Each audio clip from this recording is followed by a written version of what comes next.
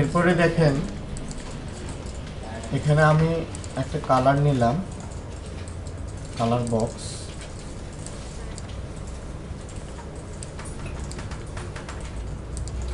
এটাকে কয়েকটা কপি করলাম।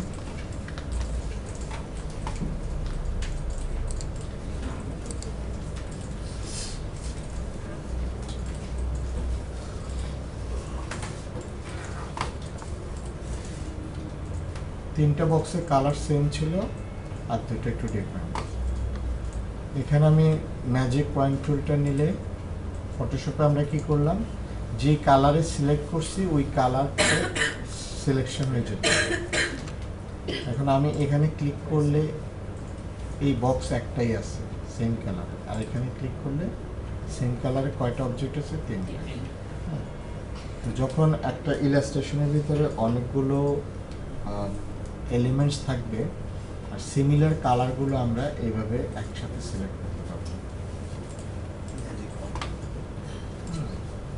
এরপরে আসেন, আমি এই বক্সটা নিয়েছিলাম, আমাদের এখানে কি কি আছে? রেক্ট্যাঙ্গেল আছে, রাউন্ড রেক্ট্যাঙ্গেল আছে, ইলিপটিক্যাল আছে, পলিগন আছে, স্টার আছে, তাই না? তো আমরা ফটোশপে এই রাউন্ড রেক্ট্যাঙ্গেলটা রেডিয়াস বাড়ায় নেওয়া লাগতো না? এখানেও আমরা রেডিয়াস বাড়ায় রাউন্ড রেক্ট্যাঙ্গেলটা নিতে পারি। আমি ক্লিক করলাম, আমার বক্সটার উইথ কত হবে? সে ধরুন আমাদের একটা ভিজিটিং কার্ডের বক্স উইথ ব্লিড সহ 3.75, আর হাইট হচ্ছে ব্লিড সহ 2.5। এখন এই রাউন্ডটা কত হবে? এখানে কিন্তু আমার ফিক্সার হিসেব না, ইঞ্চি। রাউন্ড কত হবে? সে ধরেন রাউন্ড আমি 1/2 ইঞ্চি রাউন্ড দিলাম, এই, ঠিক আছে। আচ্ছা, কোনো কারণে আমার এই রাউন্ডটা আমি কাজ করা শেষ, এখন এই রাউন্ডটা আমার বেশি হয়ে গেল, সেক্ষেত্রে কি করব? সিসি ভার্সনের আগে সিএস ভার্সনে এই অপশনটা নাই। অবজেক্টটা সিলেক্ট করার পরে এই কর্নারে দেখবেন একটা রাউন্ড অপশন আছে, এটা ধরে যখন টান দেওয়া হবে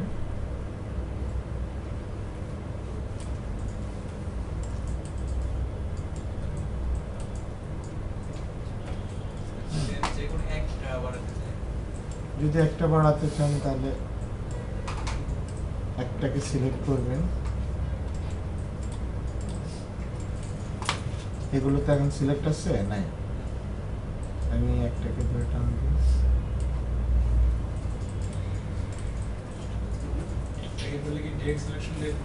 হ্যাঁ, আগে অ্যাঙ্কর পয়েন্টটা সিলেক্ট করতে হবে। এখানে তো আমার সিলেক্ট করার সাথে সাথে এই কর্নারটাও সিলেক্ট হয়েছে, সবগুলো অ্যাঙ্কর পয়েন্ট সিলেক্ট হয়েছে। হ্যাঁ, সেক্ষেত্রে সবগুলো অ্যাঙ্কর পয়েন্ট সিলেক্ট আছে। আর যদি আমার সবগুলো অ্যাঙ্কর পয়েন্ট সিলেক্ট না থাকতো, শুধু একটাই করতাম, তাহলে আমার এখানে আর বাকি সার্কেলগুলো দেখাচ্ছে না, শুধু এটাই দেখাচ্ছে। এটাকে আমি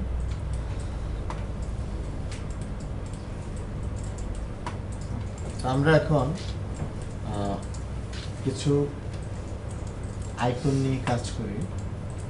আমরা আইকন ফাইন্ডার থেকে এবার আইকন ডাউনলোড করি।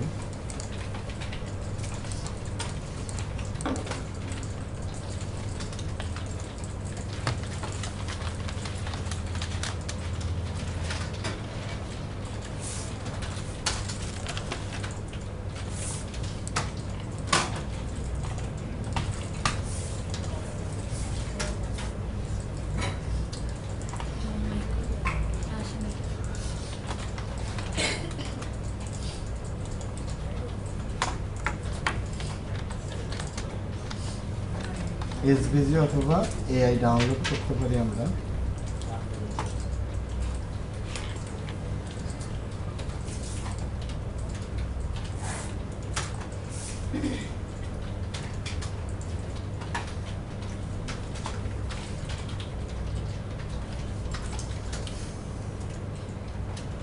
আমরা যেটা ডাউনলোড করছি সেটা ছিল ফ্রি ভার্সন। হ্যাঁ, এখন আমরা চাচ্ছি এইরকম একটা কাজ করার জন্য, এটা তো আর ফ্রি ভার্সনে নেই। এটা নিতে হলে আমাকে $1 $2 দিতে হয়। তো আমরা তো $2 দিয়ে কাজ করব না, আমরা নিজেরাই কাজ করব। সেক্ষেত্রে এই ধরনের আইকন করতে হলে আমাকে প্রথমে এখানে সবচেয়ে বড় সাইজ যেটা PNG সেই ফাইলটা আমরা ডাউনলোড করব। আর দেখেন এখানে লোকেশন আইকন আরেকটা ডাউনলোড করি আমরা ফ্রিটা।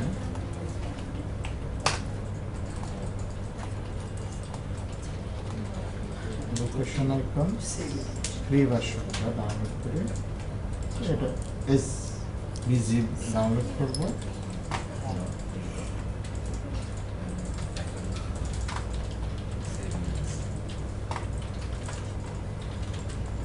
এটা আমাদের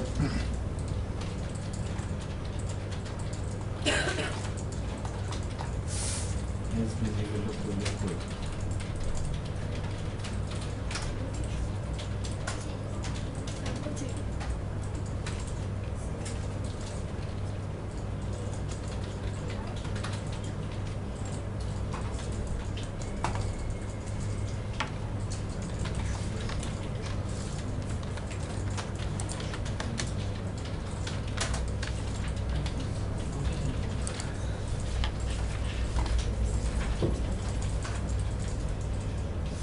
লোকেশন টেনে এখানে যদি আমরা ছেড়ে দিই,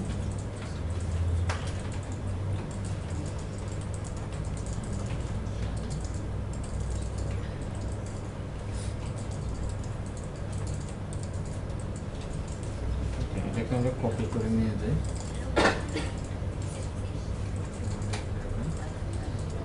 এই ফাইলটাকে আমরা ডিলিট করে দিই।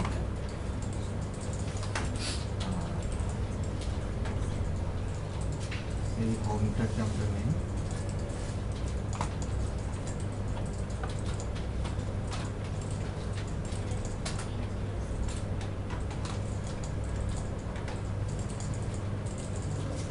আচ্ছা, আমরা যেটার মতো করে বানাবো সেই ফাইলটা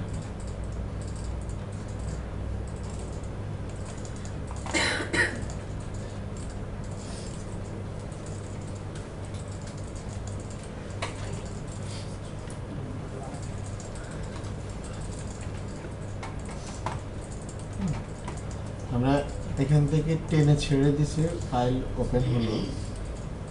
নর্মালি প্রসিডিউরটা হচ্ছে ফাইল থেকে ওপেন থেকে আমরা এভাবে ওপেন করতে পারি। এরপরে দুটো আইকন ছিল সেগুলো এভাবে ওপেন করতে পারি। ঠিক আছে, আমাদের এখানে এখন এই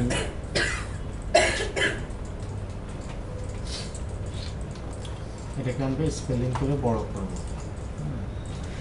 তো এই ট্রান্সফর্ম অপশনে গিয়ে আমরা এটাকে বড় করতে পারি।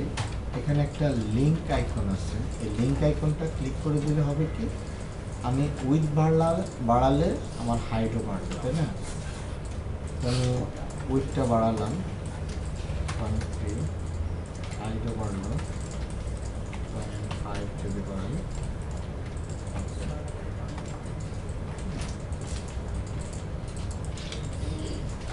এটাকে আমি ইয়েলো কালার দিব,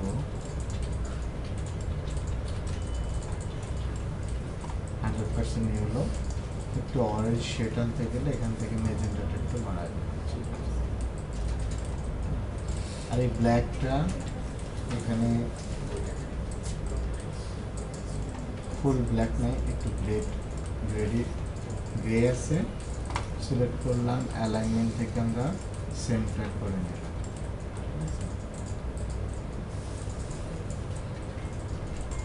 এই আমার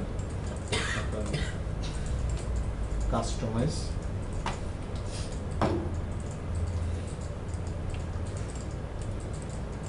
আইকন হয়ে গেল। এখন এখানে যে হোমটা, আমি এই হোমটা রাখবো না, আমি বানাবো এই হোমটা। তা আমাকে কি করতে হবে, এই পেন টুলটা নিয়ে একেবারে ইজি, খুব সহজে পারবেন। একটা ক্লিক এখানে করলে, শিফট ধরে পড়লে লাইনটা স্ট্রেট আসবে, এখানে একটা, এখানে একটা, এখানে একটা, এখানে একটা। এটা আমি একটু বাঁকা করে দিলাম, পরবর্তীতে এটা কেন বাঁকা করলাম সেটা দেখাবে।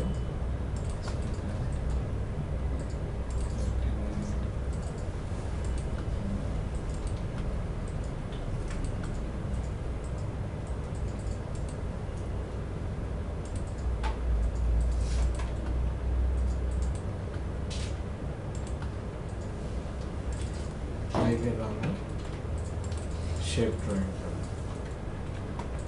এখন এখানে আমি একটু বাঁকা কেন করছি, যদি এই ধরনের কখনো আমার ড্রয়িং করার সময় বাঁকা হয় আর সেটাকে যদি আমার সোজা করতে হয়, নিচের এই অ্যাঙ্কার পয়েন্টটা সিলেক্ট করব, এই অ্যাঙ্কার পয়েন্টটা সিলেক্ট করব, সিলেক্ট করে এখানে অ্যালাইনমেন্ট থেকে লেফট অ্যালাইন দিয়ে দিব, সোজা হয়ে গেল।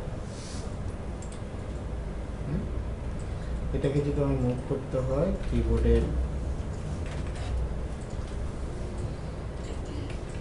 লেফট রাইট অ্যারোগুলো দিয়ে আমি মুভ করতে পারতেছি। আচ্ছা, এই ক্ষেত্রেও সেম হয়েছে, আমরা এটাকে অ্যালাইনমেন্ট স্ট্রেট করে নেব। আচ্ছা, এখন আরেকটা ইম্পর্টেন্ট জিনিস দেখেন, আমি এখানে মুভ করলাম, অনেক দূর চলে গেল না? তো এটাকে আমি আমার একটা মুভে আমি 10 পিক্সেল অথবা 1 ইঞ্চি অথবা হাফ ইঞ্চি এইভাবে টার্গেট করে আমি দিতে পারি। হ্যাঁ, সেক্ষেত্রে আমাকে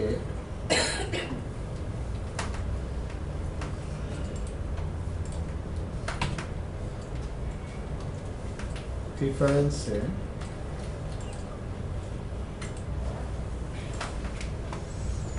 গিয়ে আমাকে এটা চেঞ্জ করে দিতে হয়।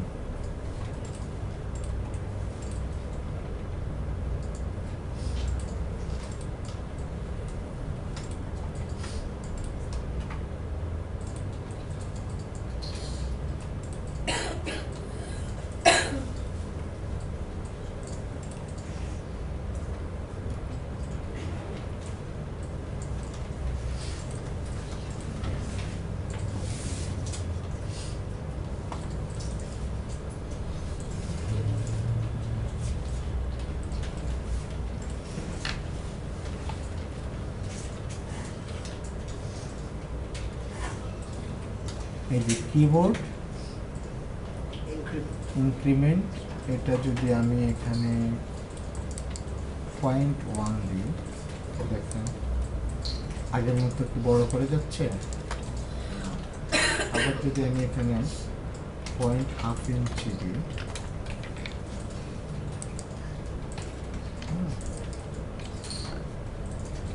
এই জিনিসগুলো। আরেকটা ইম্পর্টেন্ট জিনিস হচ্ছে, এই অবজেক্টটার আমি স্টক দিলাম, স্টকের সাইজটা দিই 4, ঠিক আছে। প্রিফারেন্সে দেখেন এখানে একটা অপশন আছে, স্কেল, স্ট্রোক অ্যান্ড ইফেক্ট।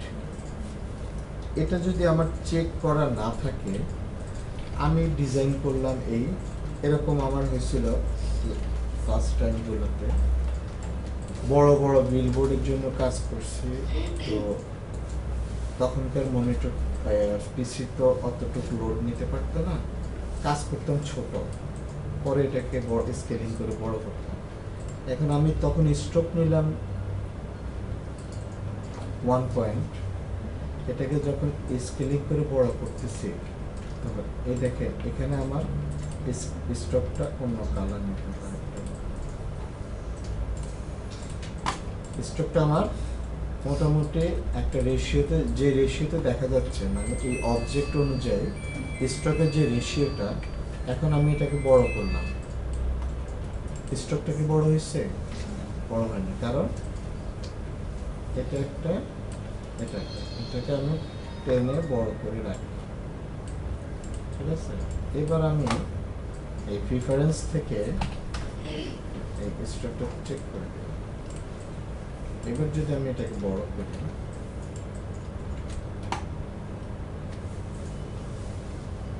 এটা ছোট থাকতে যেই রেশিওতে স্টকটা ছিল, যে রেশিওতে ইফেক্টটা থাকবে, সেম রেশিওতে সে অবজেক্টের রেশিও অনুযায়ী সেও বড় হবে। ঠিক আছে, এগুলো আসলে টিউটোরিয়ালসের ভিতরে থাকে না, এগুলো হচ্ছে প্রফেশনালি কাজ করতে গেলে তখন এই প্রশ্নের সম্মুখীন হয়। আপনি এখন একটা ডিজাইন বানাইছেন, ওটার একটা স্টক দিচ্ছেন, টিউটোরিয়ালে তো আর এটা হয় না যে না আমার এই ডিজাইনটা বড় করা লাগে। ঠিক আছে, এটা প্রফেশনালি যখন আউটপুট দিতে হয় তখন এই প্রবলেমগুলো দেখা যায়। যাই হোক, তো আমরা আইকন কিভাবে এডিট করা যায়, কিভাবে তৈরি করা যায়, একটা ইমেজ থেকে কিভাবে আইকনটা তৈরি করা যায়, তো এই হোম আইকনটা আমরা দেখাইলাম। ঠিক আছে,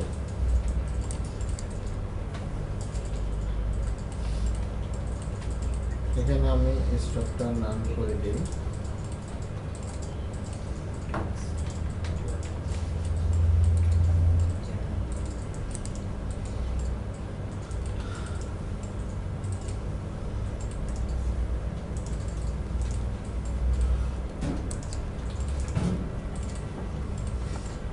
এখন এই লোকেশন আইকনটা আমার বানাতে হবে। ঠিক আছে, কারণ এই লোকেশন আইকনটা আমি শেপ পাইনি, আমাকে বানাতে হবে। আমি এখানে একটা সার্কেল নেই,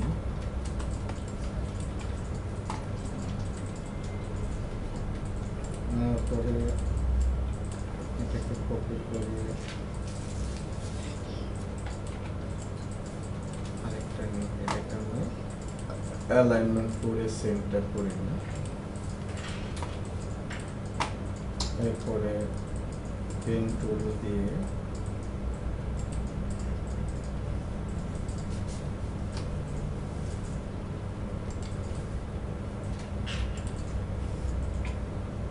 একটা বক্স নিই,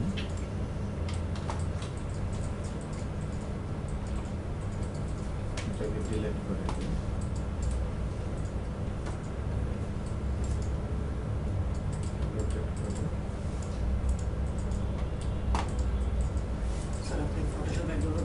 ডিরেক্ট সিলেকশন টুল দিয়ে ডিরেক্ট সিলেকশন টুল দিয়ে একবার ফটোশপে করলে না, ওই যে একটা একবার পয়েন্ট ফালা দিলাম, তারপর এটা করলাম, এটাকে সিলেক্ট করলাম,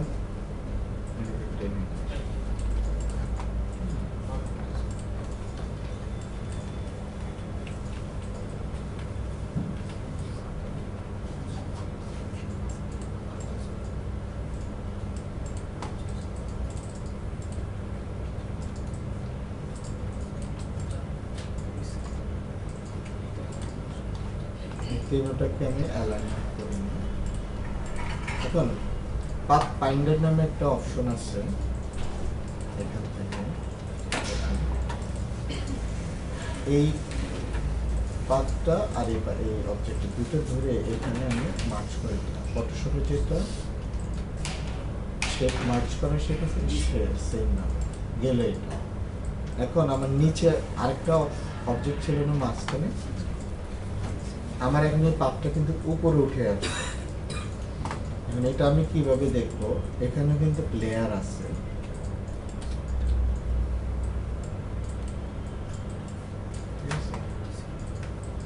এই যে এই লেয়ারটা অথবা আমি এখান থেকে রাইট বাটন ক্লিক করে arrange to send to back দিলাম, ওই লেয়ারের পিছনে চলে গেল। শুধু ওই লেয়ার না, সেন্ড টু ব্যাক দেওয়ার সাথে সাথে একেবারে পিছনে চলে গেছে, এই অবজেক্টগুলোরও পিছনে চলে গেছে, এই অবজেক্টগুলোরও।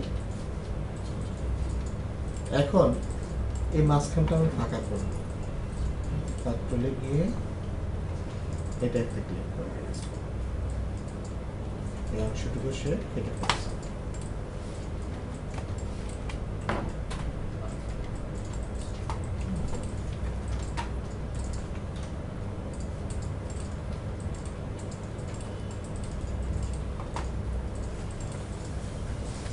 তাহলে এবার আমাদের আইকন বানাতে কোনো সমস্যা হবে?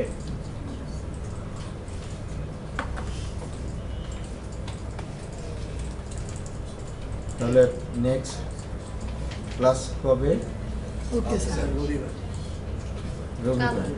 রবিবারে আপনাদের যাদের ক্লাস আছে এবং সোমবার ক্লাস হবে না, ঠিক আছে? তারপর থেকে ক্লাস রেগুলার হবে। আমি এই 2 দিন ছুটি নিয়েছি। স্যার, আমরা কি কালকে আসবো? হ্যাঁ, শনিবার হবে।